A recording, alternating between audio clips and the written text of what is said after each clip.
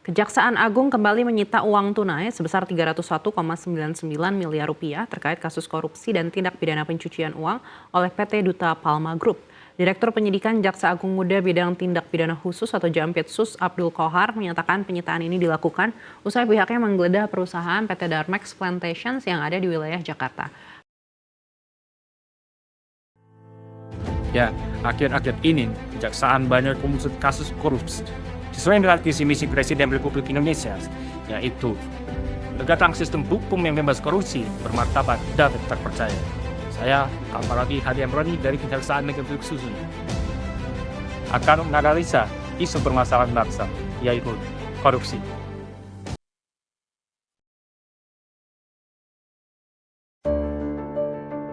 Sebelum menganalisa lebih jauh, kita harus tahu apa itu korupsi. Korupsi secara sederhana dapat diartikan sebagai penyalahgunaan wewenang untuk keuntungan pribadi. Bentuknya beragam, mulai dari suap, gratifikasi, penggelapan, hingga penyalahgunaan anggaran negara. Korupsi memiliki dampak sistemik yang luas, termasuk melemahkan institusi, merugikan ekonomi, dan menciptakan ketidakadilan sosial.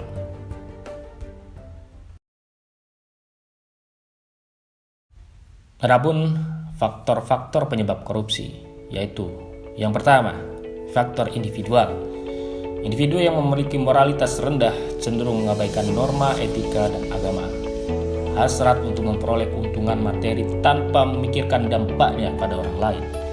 Kondisi ekonomi yang mendesak atau tuntutan sosial yang sering mendorong seorang mengambil jalan pintas. Yang kedua, faktor sistemik dan struktural. Ketidakmampuan sistem untuk memonitor dan mendeteksi penyimpangan. Informasi yang sulit diakses publik memudahkan praktik korupsi terjadi.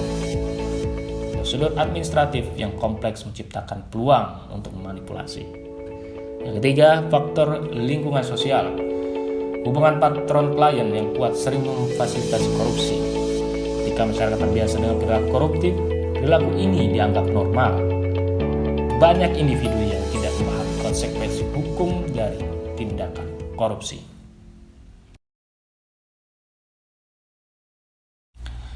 Adapun cara mengatasi dan mencegah korupsi. Yang pertama, peningkatan moralitas dan etika. Pendidikan karakter sejak dini yang menanamkan nilai kejujuran, tanggung jawab, dan integritas. Yang kedua, reformasi sistem. Penyederhanaan birokrasi, digitalisasi layanan publik, dan penguatan sistem pengawasan internal. Ketiga, peningkatan keterlibatan publik, mendorong masyarakat untuk aktif mengawasi jalannya pemerintahan dan melaporkan indikasi korupsi. Yang keempat, penegakan hukum yang tegas, penindakan yang cepat, transparan, dan adil terhadap pelaku korupsi tanpa pandang bulu.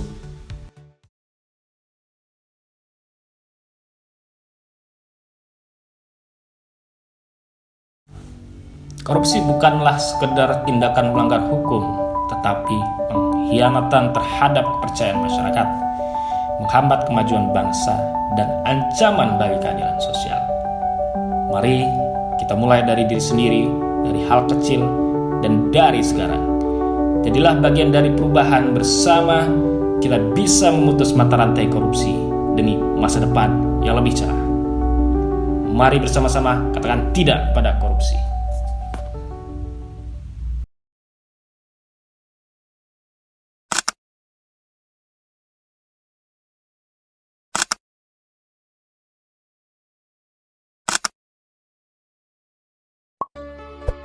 You